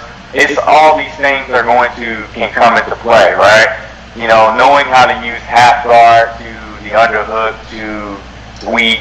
These things can allow you to. The main reason if you're using it as a method as your only weapon, yeah, you're dumb as hell. But for example, if I know how to Uchimata somebody or Sotogari or single leg or arm drag to a back take, those are the best things you can learn from jiu-jitsu or wrestling in the streets, right? But in my opinion, the guard, I don't know what certain professors are teaching. But those should be like situations. If you're on the ground, then you have it.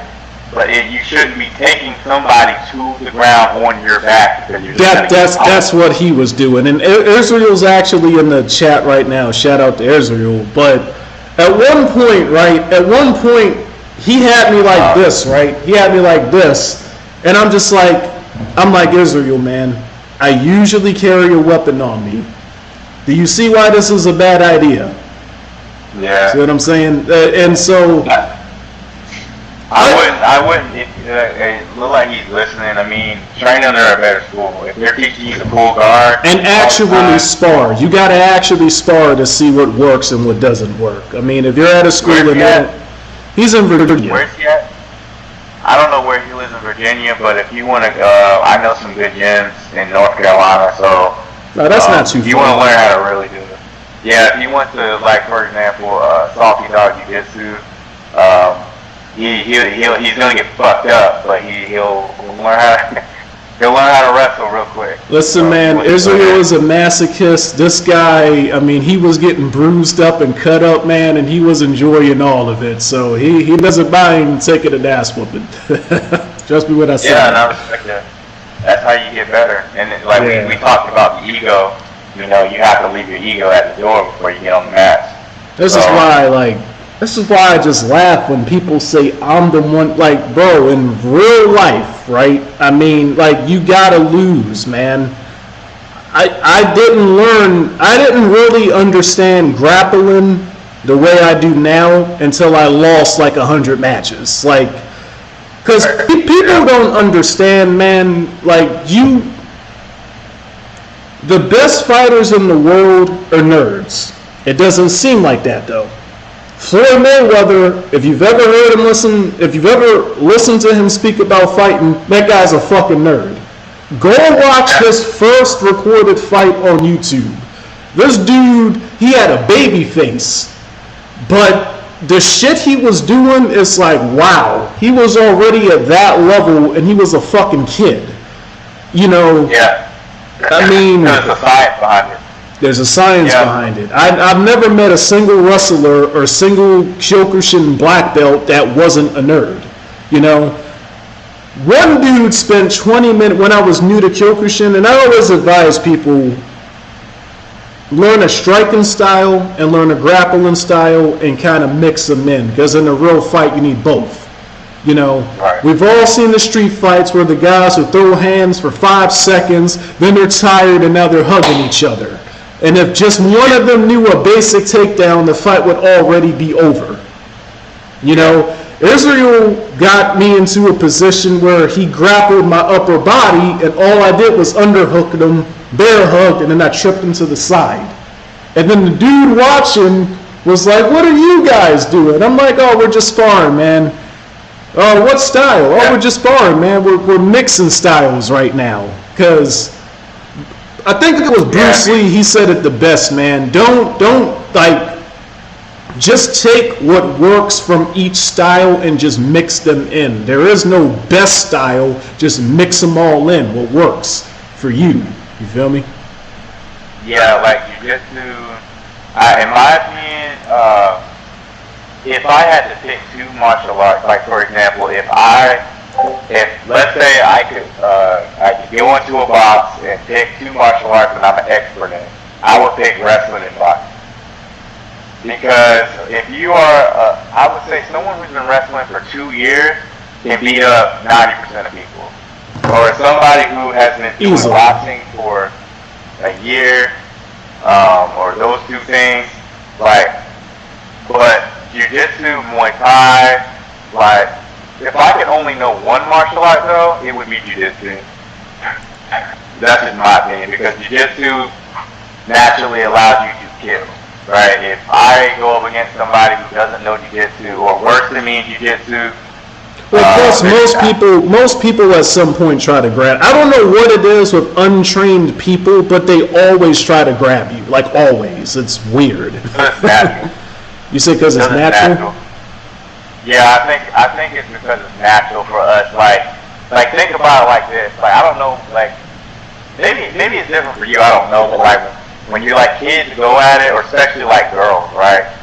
You see girls fight all the time and they grab here. It's just natural for you to want to grab something, you know?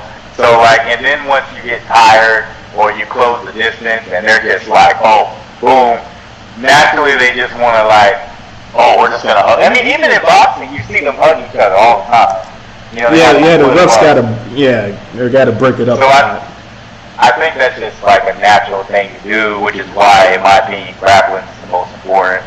But as far as the street goes, if you're a boxer and somebody is fucking with you, you could knock somebody out in seconds. But the issue is that if you're a boxer and you go up against somebody much bigger than you, you're not going to be able to do much to them. Well, that's the funny thing, because like, this is something that people, in theory, a bigger guy will hit harder than a smaller guy if they know how to throw a punch.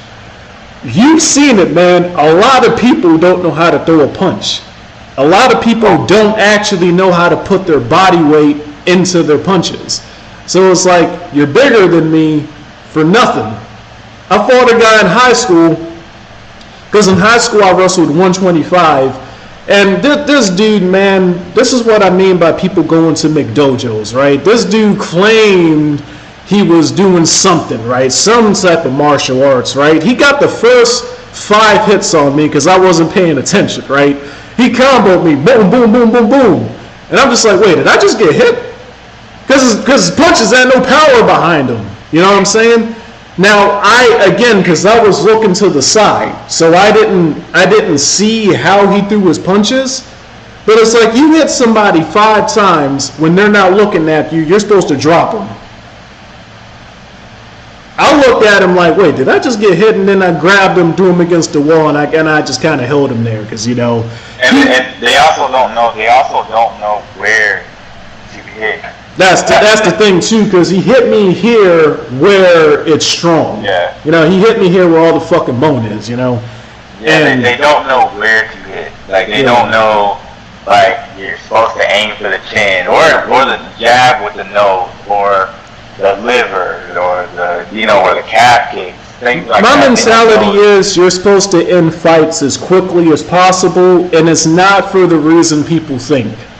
I don't know how it is in Europe, but in Baltimore, the cops is crazy. You don't want the cops to be called over here. You kind of want to end the fight as quickly as possible and get the fuck out of Dodge, man. Especially if you're in Harford County. Those sheriff deputies over there, man, they're a special kind of crazy. So,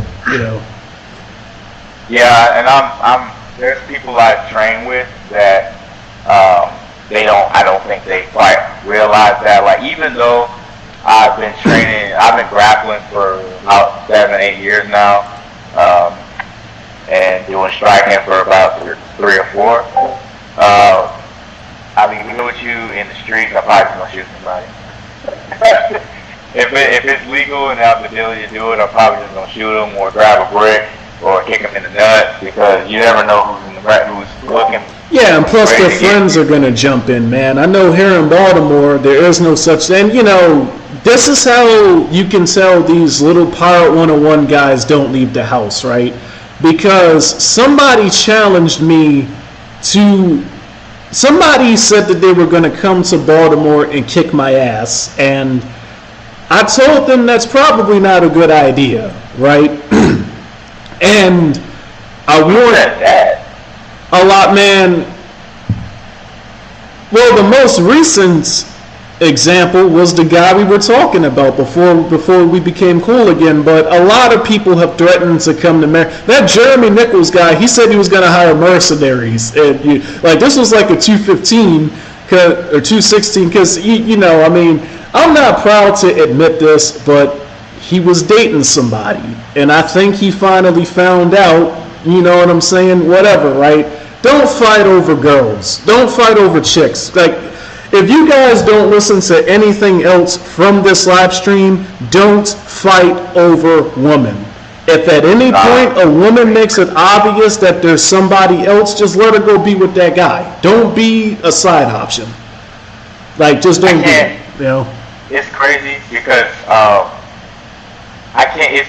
And you probably were gonna say this, but you can't. It's probably a lot of men in jail right now that did some shit over a girl. Dude,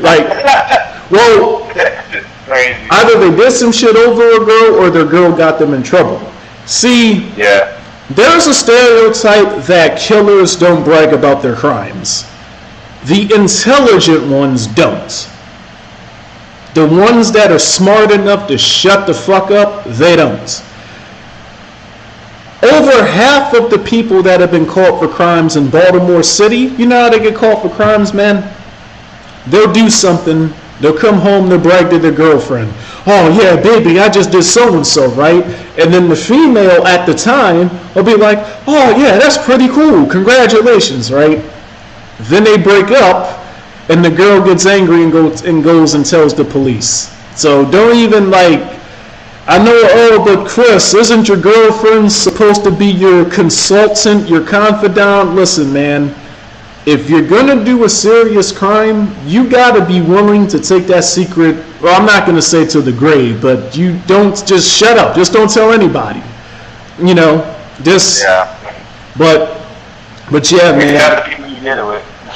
I would even go as far. People are going to think I'm insane for saying this. I would even go as far as to say is don't do crimes with other people. You are a little bit insane. But you agree. Don't do crimes with other people. But listen, bro.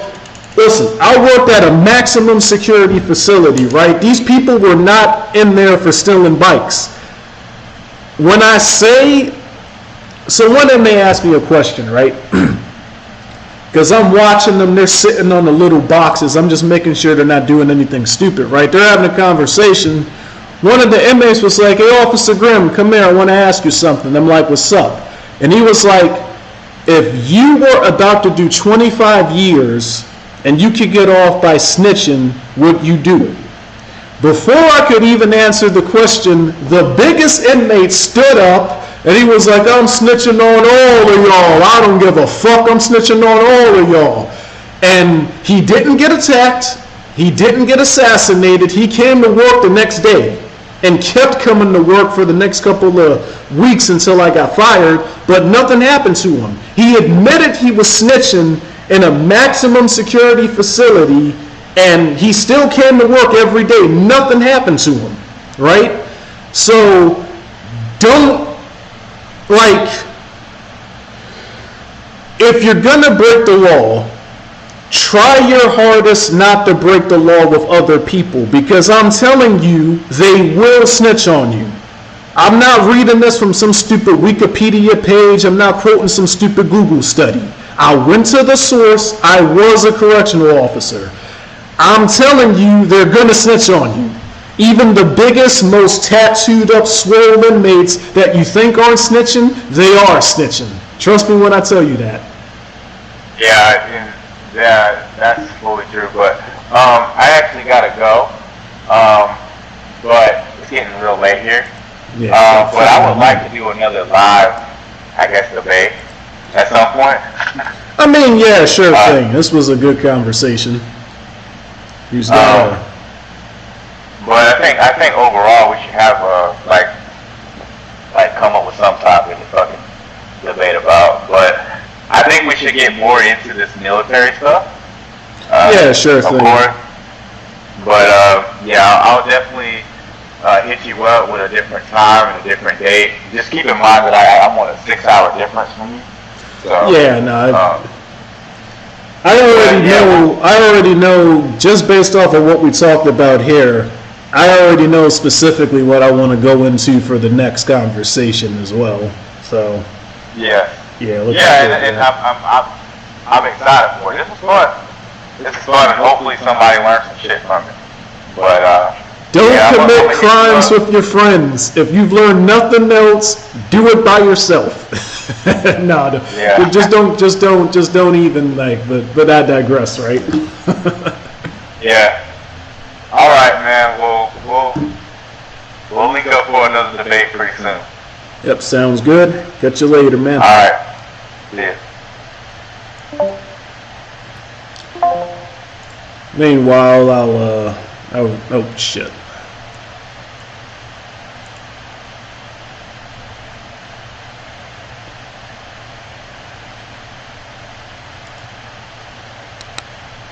There we go. Meanwhile, I'll reply to some of these comments. I know the conspiracy theorist, he had quite a few things to say. Floyd Mayweather knows how to read, people. You guys got to stop listening to the internet, man. He had to sign his you need to know how to read to sign your contract, right? You guys got to stop. And XSplit is not cooperating with me. Alright. So here's what's gonna happen.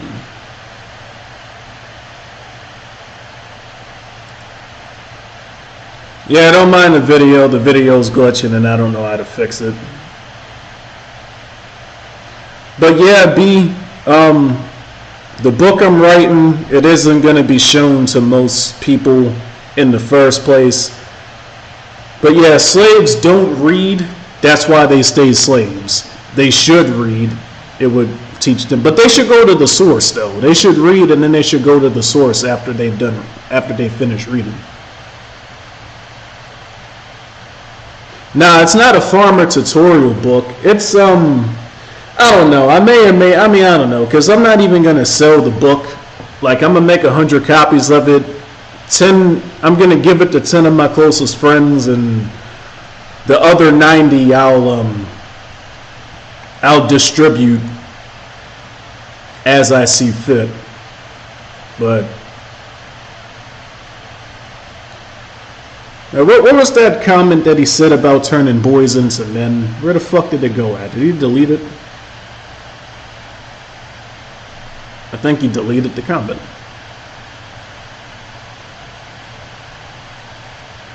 Damn, I wanted to reply to that.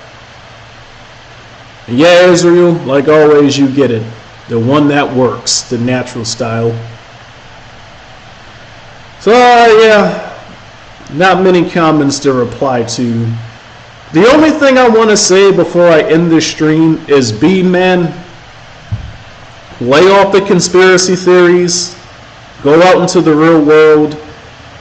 The people that you think are making money aren't making money. That's half the reason that I'm going to write my book, you know, because I'm going to thoroughly cover how different races of people in the United States of America are bred for specific roles in the cattle farm. And then I'm also going to cover the house slaves versus the field slaves, and how the house slaves are the cattle that we've been trained to believe have the money and the power, but they don't have the money and the power. The people that have the money and the power are the people outside of the cattle farm playing spades. So that being said, guys, I'll see y'all in the next live stream. Since I'm probably not going to make a video, it'll probably be the stream. So yeah, peace.